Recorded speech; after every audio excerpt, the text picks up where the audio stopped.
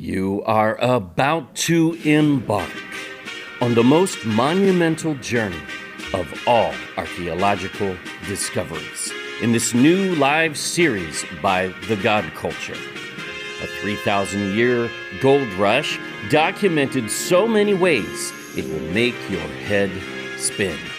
The mother lode that would cause the likes of Indiana Jones to salivate.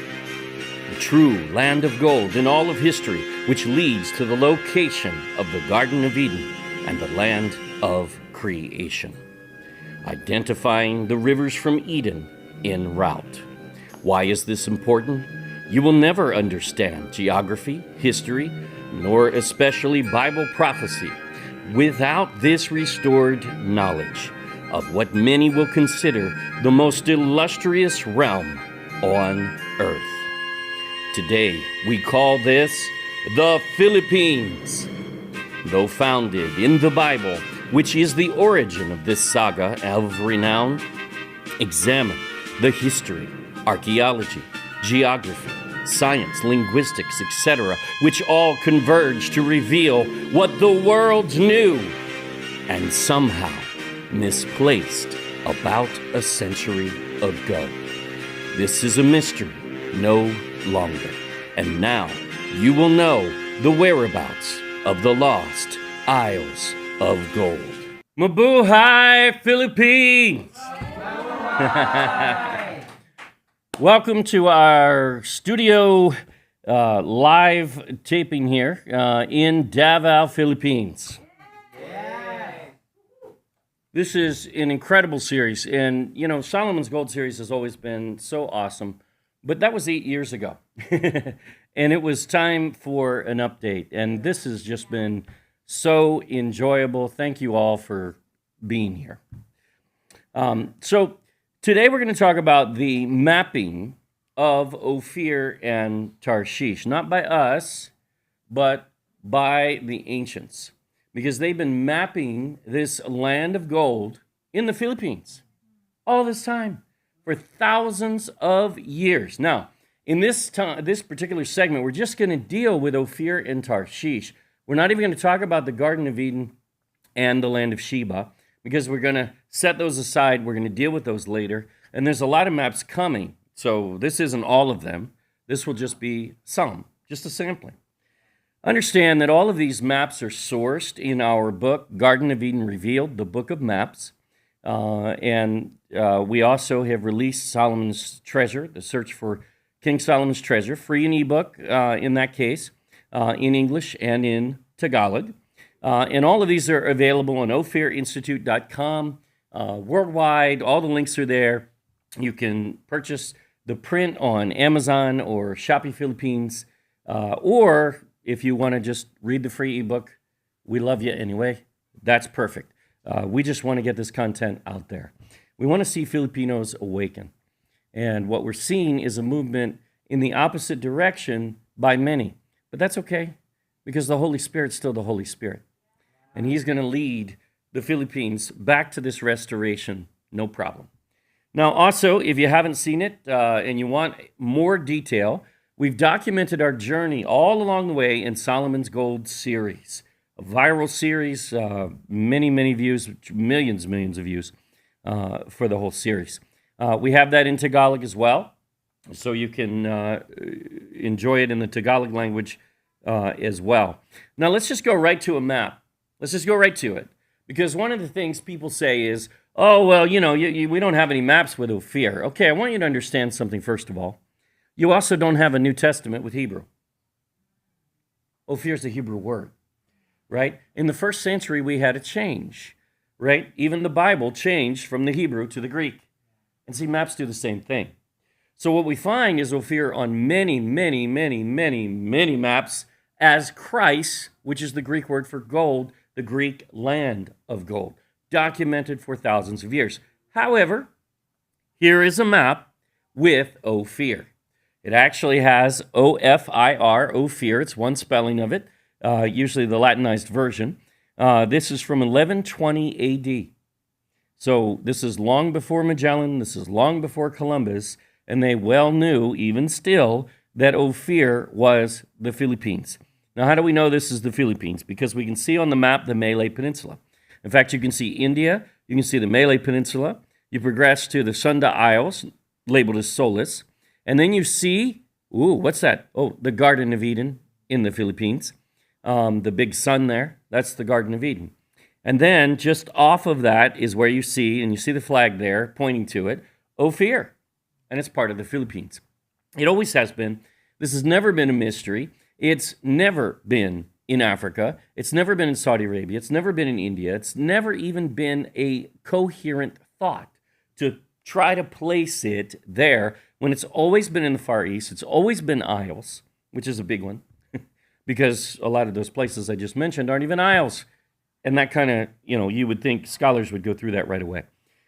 This map is in Garden of Eden Revealed, as I think all of these in this particular segment. But let's roll through some maps here. We're going to go through several so you can really see this for yourself. In 43 AD, there's a guy named Pomponius Mela, and he is one of the most credible and one of the most famous historical characters of the first century who created maps. Now, his maps were written directions, and a cartographer comes along and actually puts it on a map later. But this mapping matches his written directions exactly. There really is no other way to look at it when you read his written directions. So you can see on this map, you see Ceres, right? Ceres is China. That's an ancient name for China, and South China specifically. Okay, and you see those mountains running through it all the way to this point called Tamus, right? Now, once you're at that, that's the southeast China Peninsula. So what's that big island? Well, wait a minute, it's not right next to it. That would be Taiwan. No, it's southeast of that China Peninsula. That's called Luzon Island, Philippines. And it's labeled on this map as Christ, which is Ophir in Hebrew, the land of gold, on a map in 43 AD. That's incredible. Now, this is one of the greatest finds we've ever seen. But here's what's really neat. Pomponius Mela tells you what he's doing here. He's not just creating a map for map's sake. He is preserving the ancient route that the Greeks took to Ophir, to Christ. And he tells you that this data, this information for this map, comes from the olden writers, the olden Greek writers. Now, we go through the Greek record, and we're not going to do it today, but I'll tell you that we do it. You can watch it. There's a whole portion of Solomon's Gold series on it.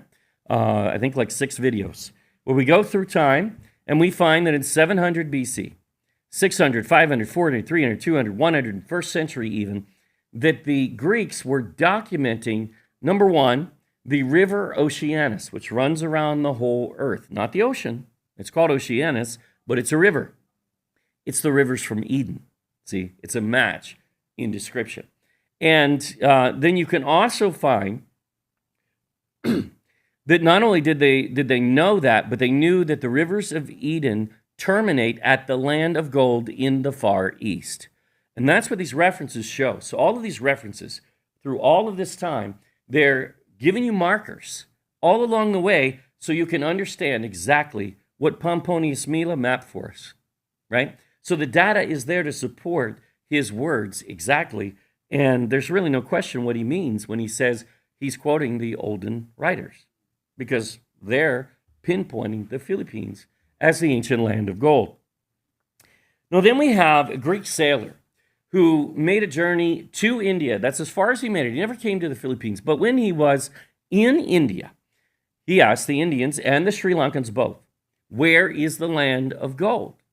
And they explained to him that their land of gold, Suvarnadwipa, is the same as his land of gold, which is Christ in Greek, which is the same as the Bible land called Ophir. This is not a mystery. Now, he provided a map because the Indians gave him directions. And these directions lead you to the last part of the inhabited world toward the east under the rising sun itself. Now, in this time, even in the time of Messiah, they well knew about the islands off the coast of Asia, about the Philippines. They well knew because we have maps that draw it. Even Eratosthenes, there's some copies in 200 BC almost of copies of his map that show those islands of the Philippines, basically, southeast of China. But this does the same thing. And again, it's written language. We did map this one. He says, after this region, under the very north, now that's likely the Tropic of Cancer. So it's right under the Tropic of Cancer. The Tropic of Cancer goes right through Taiwan. All right? This is just under Taiwan, just south of Taiwan. What's just south of Taiwan? The Philippines. That's Christ. That's the land of gold. He pinpoints it right there exactly. And then he even says the sea outside ending in a land called this, China. So basically what he's saying is it's beyond mainland Asia, so it's to the east, and it's south or southeast of China. And the islands southeast of China are the Philippines every time. There's nothing else there. Now, this was corrected by Magellan, and this is what many miss. I haven't talked to an academic yet who was even aware that Magellan did this, but Magellan corrected the record. He said, in order to find Cape Catagara, now, Cape Catagara, same thing, is the land of gold. It was drilled by Ptolemy in ancient times. And what he's doing is he's correcting Ptolemy here. See, because Ptolemy drew it really far south. He drew it down by what would be the Malay Peninsula, Sumatra, and that area. And see, the British are still following that ancient record that has been corrected by Magellan. And that's a problem because they don't know history, unfortunately. So he says, with the pardon of cosmographers, for they have seen it, or they have not seen it, okay, so they didn't see it with their eyes, they didn't travel there, is not found where it is imagined to be, but to the north, in the 12 degrees or thereabouts. And he says earlier, the 13th degree, so somewhere between 12 degrees and 13 degrees north. Now, where is that on a map? Well, here you have the behind globe of 1492, which labels Luzon Island as Christ, the land of gold. In 1492, this is the map that Columbus used. Think about that. Okay, this is the map that Magellan used. These guys knew exactly what the Philippines was, the land of gold. Amen? Okay, so between the 12th and 13th degree in the Philippines is Samar Leyte. Where did Magellan land? Leyte. Same thing. He landed exactly where he was headed. There is no mystery here whatsoever. And again, he corrected the record, so he knew his geography. The only thing that Columbus did wrong is Columbus didn't understand the distance across the Pacific, right? So he hit the Americas, and he thought when he was in the Americas that he found the land of gold. He even said so. He sent a letter to the King of Spain saying so, but he didn't. He was in the Caribbean, but he's on the same parallel, right? He's on the same latitude, right?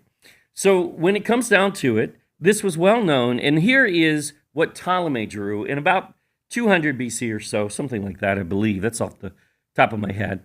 This is a reconstruction in 1578, but still, you look at this map and you can see this red square here. In this red square are famous lands known as the lands of gold, different names for it. Why does the land of gold have so many names? Because it's the Philippines and you have 7,000 islands. Not a mystery, right? Okay, so first you have Area Chersonesus. Now, what Ptolemy did is he renamed Ophir, right? In the Latin, it's area. Gold, same, right? So area is Ophir. And then Chersonesus means peninsula, but see, here's the problem. It's never a peninsula in any credible record ever. It is always an island. It has to be an island. The origin of Ophir is the Bible, and it's an island. We went through that last segment. Now, what are we seeing here?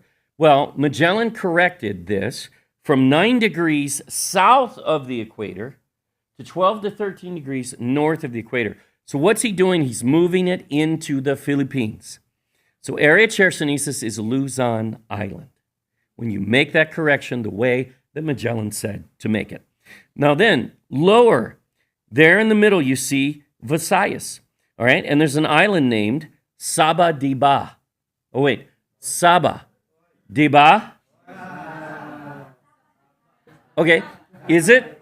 All right, Saba is a word, it's the same word as Sheba. It's the same word as Sheba. Okay, now here's what's in Hebrew. So here's the neat thing. So it's Saba, Diba, or really Dwipa in Sanskrit, in the Indian language, is island. So it really is saying Sheba Island. So there's Sheba Island on the map. But Ptolemy got it wrong, and Magellan corrected it. Magellan corrected it into Visayas. And we know that for certain because Sabadiba is there. To the right of it is Yabadi, right? Yabadi, by the way, is also another name for the land of gold and also in Visayas, Philippines. And then next to that, you have Catagara, all on the same line and all in Visayas. Catagara, that's the name that Magellan was using as his destination. That's where he was going, which is what? Samar Leyte. How about that? And there you are in that map. So this is all corrected by Magellan, and this is what academia just plain has lost, unfortunately. It's sad, but it's true. And you know what? Let's just correct it. It's not about condemnation. And we have many academics and even Bible scholars and pastors. We've even had rabbis contact us who've watched the channel. So we know that they do, at least in part, and at least some. In 124 AD, we see the same record. This record is constant. It just continues on all the way through. And we're going to cover the TO map in another video as well. But this is fascinating because this is Dionysius the tourist. He's also a Greek in origin, but he's writing from Africa. And so he mapped, and this map that he creates, he basically defines Christ Island. You can see it there in the inset, in the big red box. There's Christ Island. Okay, but to the northwest of that is Ceres, that's China. And those mountains are the same mountains that go to the point in the South China Peninsula. Same thing. It's the same one, all of these maps, really. And once you understand it, it's easy to find. What's he identifying? What's that big island southeast of China in the South China Sea? It's called the Philippines. It's nothing else. That's Luzon Island. So we see this time and time again. And in 416, we see a map that actually shows Christ as a river. Now, it's not a river. We know it's not a river. Why do they call it a river? Because it's surrounded by the Pison River, right, from Eden. And we're going to cover that too. But for the sake of this, let's go to the next map, 650 AD. So this is still really early, 650 AD. And here we have a map that very distinctly draws China as Syrica, and then southeast of China is a giant island labeled Paradise. Oh wait, that's the Garden of Eden. Where are we? Southeast of China? You're in the South China Sea. You're in the Philippines. You're in Luzon Island, Philippines. Now, just south of that is Argyre, which is the name for Tarshish in Greek. It means silver. Tarshish is the land of silver. It's the same thing. And then you see Christ next to it, the land of gold. Now, this is 650 AD. You see this record continues all the way through. And this is the amazing thing. It doesn't skip. It just continues. The world knew this, and they knew this without a doubt. Here's a map from 800 AD. And this map is profound. It's a new mapping process, and you can see the east is at the top. Okay? Now, what are they drawing there? What's that little stamp thing that's surrounded by the enclosure with the naked man and woman picking an apple from a tree with a snake? That's the Garden of Eden. That's the Garden of Eden on a map in 800 AD. Wow, here it is. Okay, so now to the right, there's an inset, and it's been colorized and modernized so it's easier to read.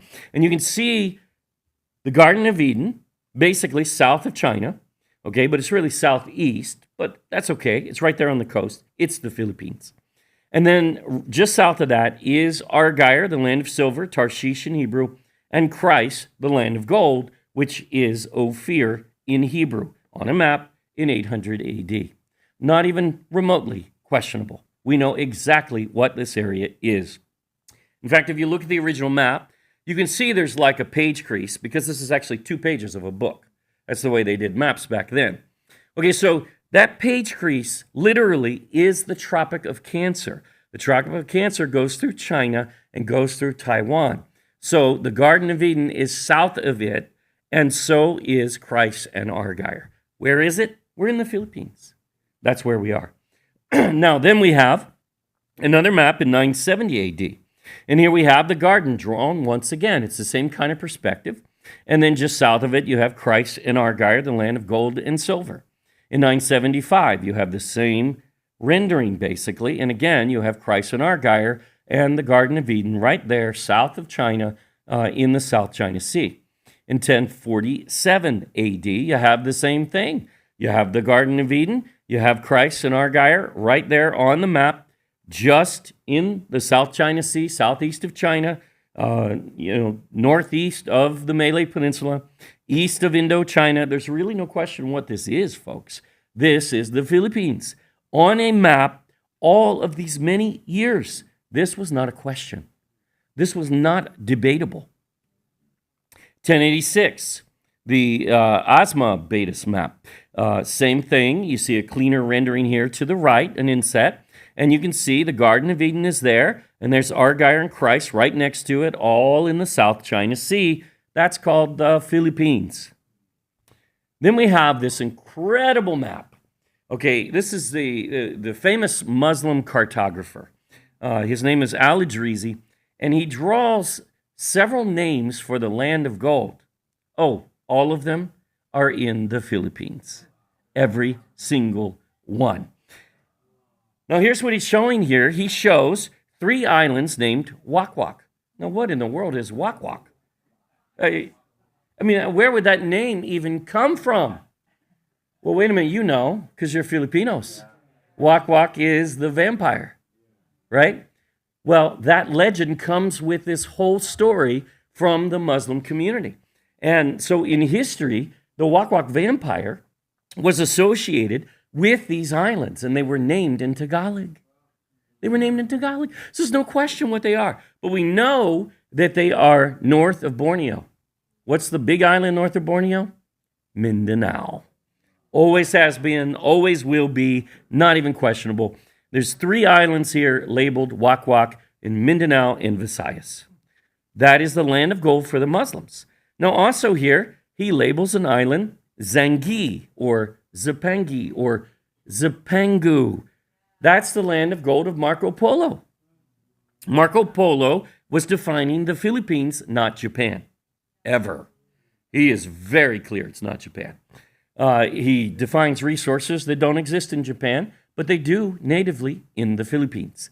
He gives geography southeast of China. Well, Japan's not southeast of China. That's a big problem. So there's a lot of things there. Okay, so then there's another one, and there's an island in the middle here. It's actually labeled Zahab. Zahab is the Hebrew word for gold. There's an Isle of Gold in Hebrew or Aramaic labeled right there on this map, right in the middle of Visayas. Then at the top, he has Lamang. Lamang is the Philippines. It's Luzon in this case. And then there is another island labeled Sabara, which is Sabah Island, basically, again, which is Sheba Island. It's Sheba. So all of these lands of gold exist on this map in 1100. This is before Magellan. This is before Columbus. Long before they knew these things. This is not a mystery. 1175, the Manchester map shows the Garden of Eden, and there's Christ and Argyre right next to it in the South China Sea. Then we have 1220, another map, Garden of Eden, and there's Christ right next to it in the South China Sea. And then there's Paradise on this map, the Frau Mara map, and you find there's Borneo on this map, and right next to Borneo, it's actually north, this is in a circular perspective, but that's north of Borneo. That next island north of Borneo, last I checked on a map, is Mindanao. Okay? And it's labeled Zipangu.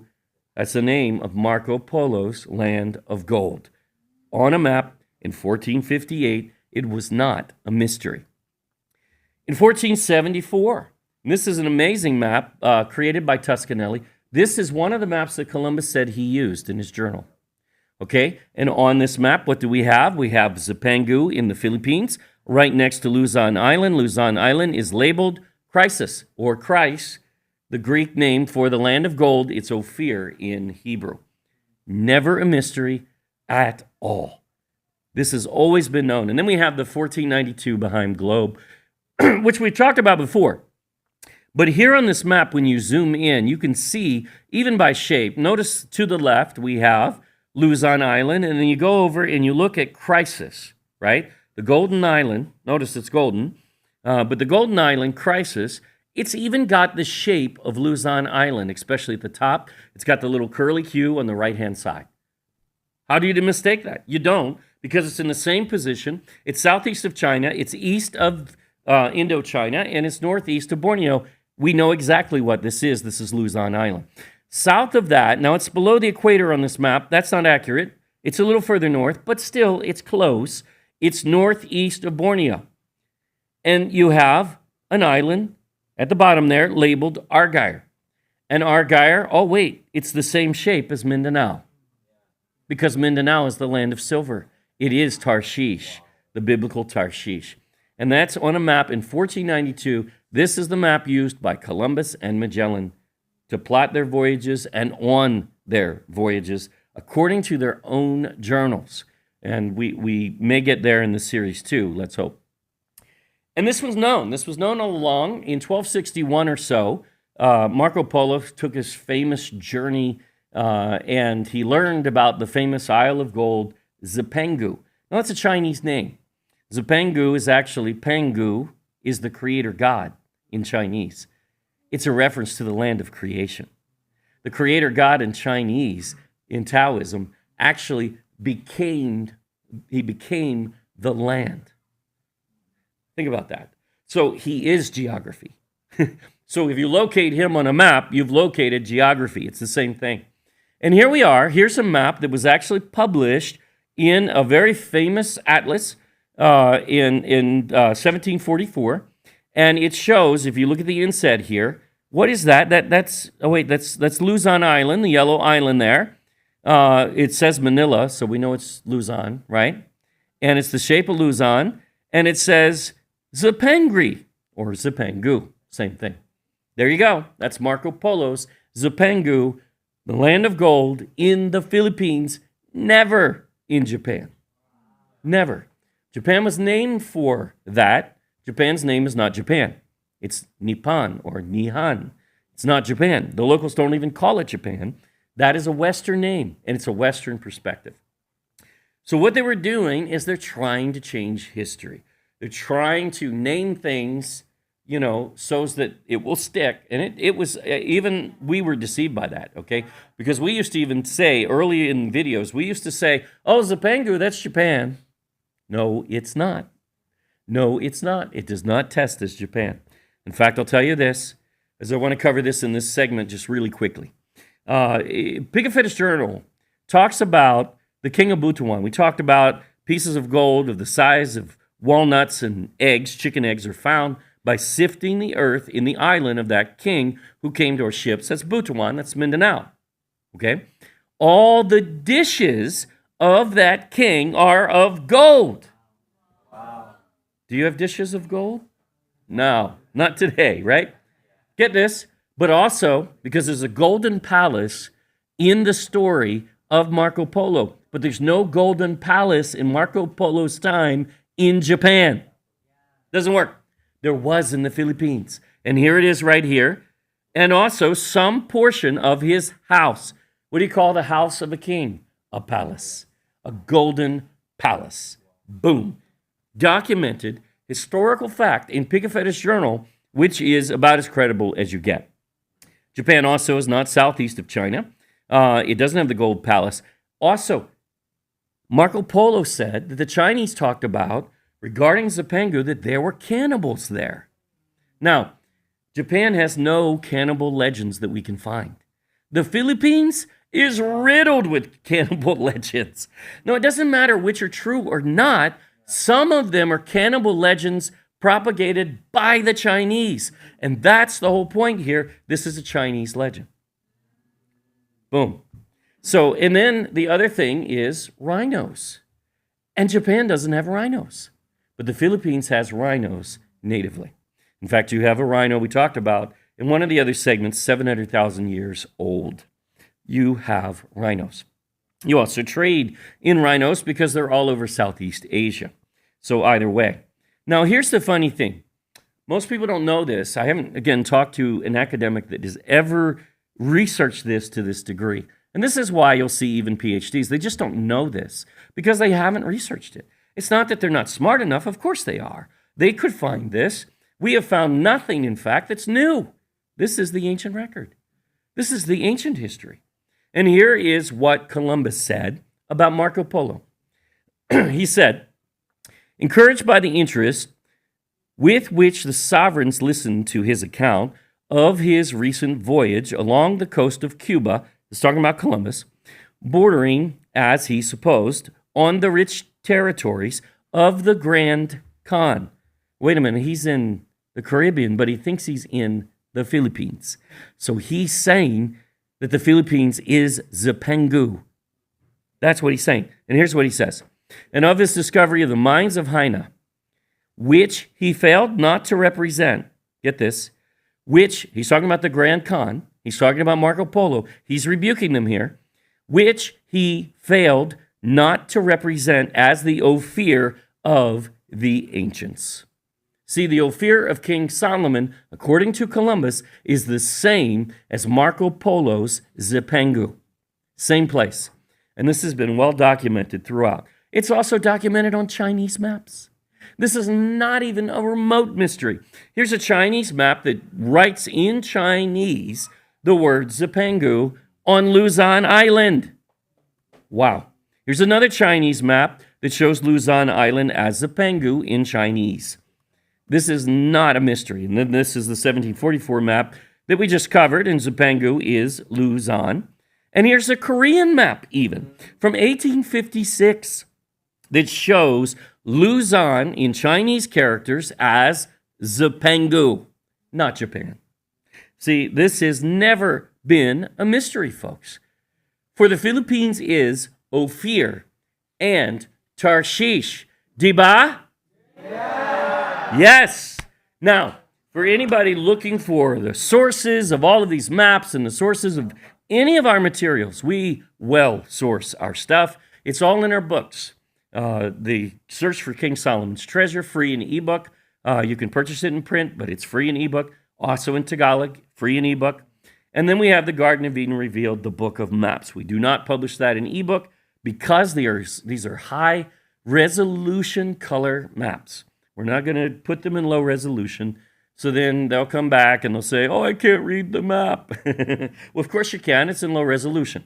So the book is high resolution. The maps are there. We started a YouTube series on that as well, where we'll show them really, really large and blow them up there, and that's free as well. Don't forget to watch Solomon's Gold series if you haven't, in English or Tagalog. And this really is our journey, documenting it over the last really 10 or so years of research, but 8 years of publishing. And wow, this has been quite the journey indeed. Thank you all for coming today and joining us in the studio. And remember, always remember, prove all things for yourself. Yah bless to everyone. Thank you.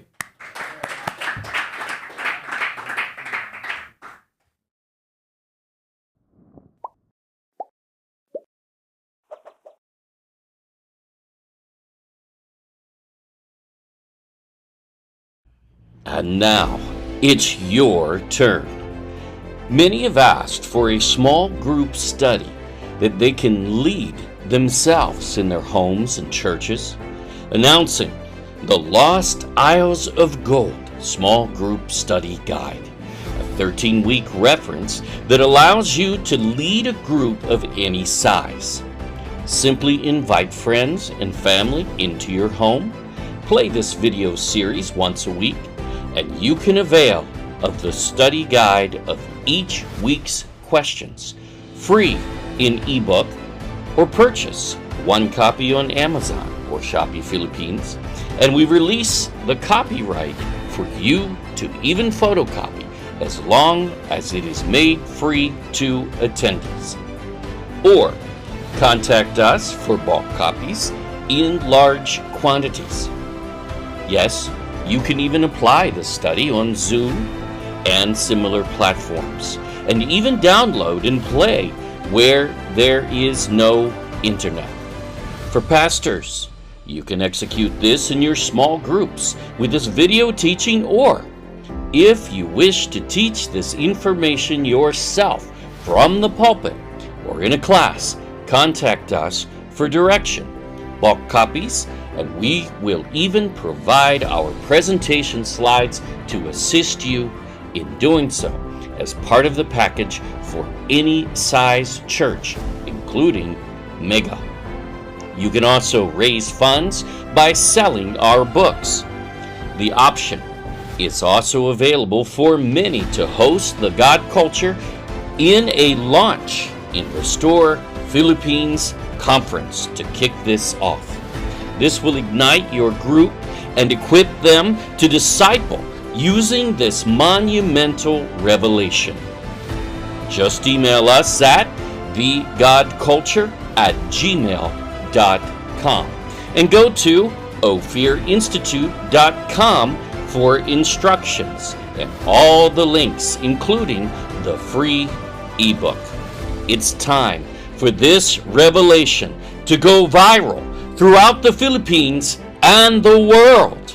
This spark is about to explode. Be sure to tell us about your experience. Yah bless.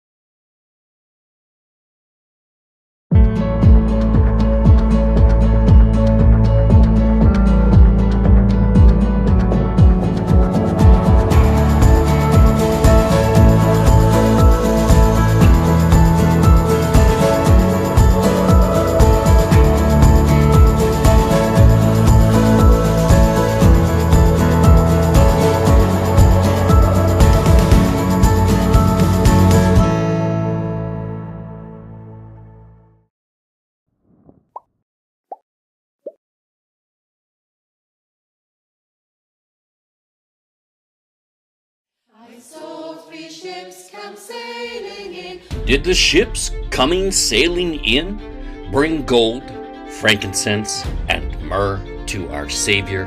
Indeed, they were not on camels, and they offered their gifts by the shipload. Deep in the Vatican archives, a treasure was recently discovered. A document purporting to be written by the Magi themselves has surfaced.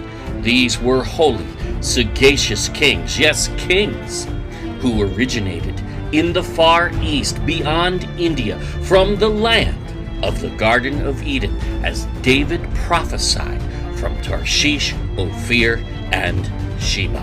That was never Persia, Arabia, nor India. Wait till you find out. The Apostle Thomas made it to these famed isles. Knowledge is increasing, unraveling the mystery of the 3 kings, the lost ancient nativity restored. Get your copy today, free in ebook, or print worldwide on Amazon or Shopee Philippines. Go to ophirinstitute.com.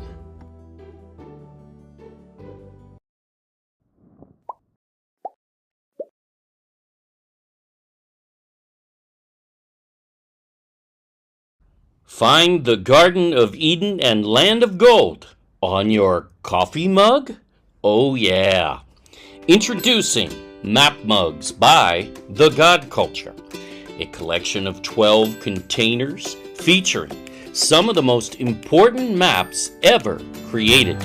You know, we did not want to slap our logo on merch and sell it. So, we figured out a way to give our viewers what they've been asking for. Gear that can be used for teaching. When you have friends over, watch them discover the garden and compare their different maps. This should spur a discussion often in which you can share what you have learned. Available in regular 11-ounce white, or get our color morphing mug. Just pour hot water and watch the garden and aisles of gold appear. Dude! Collect all 12 and make this a ministry with coffee or tea. Just visit thegodculture.com and order yours today.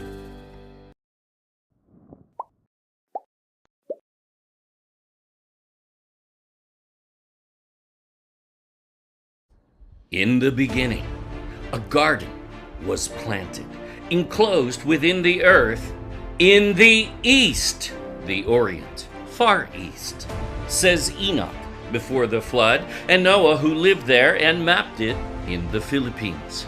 The Bible has always led there, and even Bible historians knew how to read the Hebrew, such as Josephus in 90 AD, Lactantius and African in 310. And in 550, Cosmos, the Greek monk and merchant traveler who went to the Indies, wrote in Alexandria, Egypt, Africa, Christian topography, and he mapped paradise as the Philippines. That map was even published in the Greek edition of the Bible at one time. A 6,000-year track record, forgotten today by illiterate scholars. They have no education on this topic. Let us explore this massive trove of ancient maps. Israel is not east, and a spring is a spring, not a river, and must be fed by a mega river as its source, and must connect to 3 other heads as well, all rivers, and actually salt water even. Can they read? Africa is not east, nor in Shem's far east, where the garden has always resided. Mesopotamia is the occult creation myth of the Nephilim. Nice, scholars. Modern rivers from rain did not even exist before the flood, and the Bible never uses the word Tigris ever in the original Hebrew. Why do modern scholars have no clue when the evidence is so vast? The Garden of Eden revealed, resolving the 6,000-year testimony, marking the Far East. Now available in print only, no ebook, on Amazon and Shopee Philippines. Over 75 high-resolution color historic maps with accurate interpretation no one can truly dispute. Get your book now, and a new series begins.